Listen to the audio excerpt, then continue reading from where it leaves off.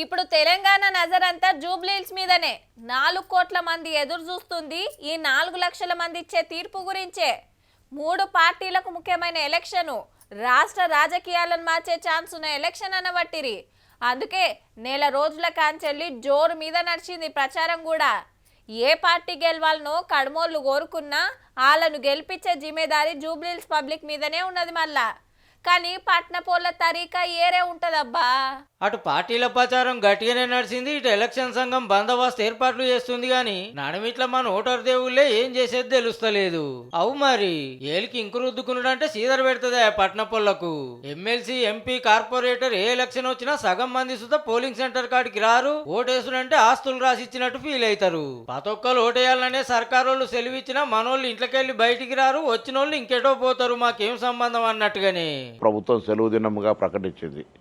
ఎన్ని పనులున్నా కొంత సమయాన్ని ఇచ్చి ఓటు హక్కును వినియోగించుకొని మీ యొక్క అభిప్రాయాన్ని తెలియజేయాల్సిందిగా కోరుతా ఉన్నాను. నా లెవెల్కు లైన్ కట్టుడైంది నేను మందిలో నిలబడాలనా అని కొందరు గొప్పగా ఫీల్ అవుతుంటారు. అటెన్కేమో మా ఏరియాలో రోడ్లు మంచిగా లేవు, మా కాలనీలకు వరద వస్తుంది, మా బస్తీ బాగు చేస్తలేరు, మా గల్లీని పట్టించుకుంటలేరు అని లొల్లిపెట్టుడే కాదు మా ఎమ్మెల్యేతో వేస్ట్ అనుడే గమ్మతుంటది.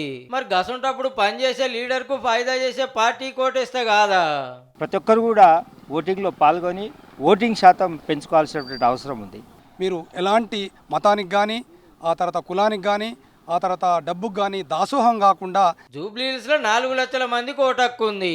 ఏడుకోపోయి ఓటేయాల్సిన పని లేదు. మీ ఏరియాలనే పోలింగ్ సెంటరు. పోతానికో 5 నిమిషాలు, మంది ఉంటే లైన్ లో 10 నిమిషాలు, ఏలికి ఇంకు పెట్టుకొని మిషన్ మీద వత్తేతానికో 2 నిమిషాలు. తిప్పి కొడితే 10 నిమిషాల పనే గానీ మీకు ఎవరు ఎమ్మెల్యే కావాలనో డిసైడ్ చేసే పవర్ ఉంటది. మళ్ళా ఒకవేళ నిలబడ్డోళ్ళు ఎవరు నచ్చకుంటే నోటాక్సుతో ఓటేయచ్చు.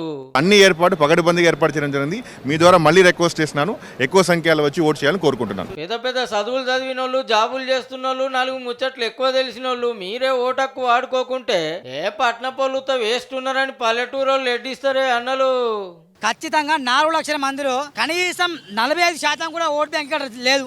ఓటు వేయకుండా ఇంట్లో కూర్చునే వారు జూబ్లీహిల్స్ నియోజకవర్గం ఉండే అర్హత లేదు వాళ్ళకి. శ్రీలంక అన్నా, పాకిస్తాన్ అన్నా, గాజా కన్నా, చెర్లపల్లి జిల్లా, తీహార్ జిల్లాని పంపించాలి వాళ్ళని.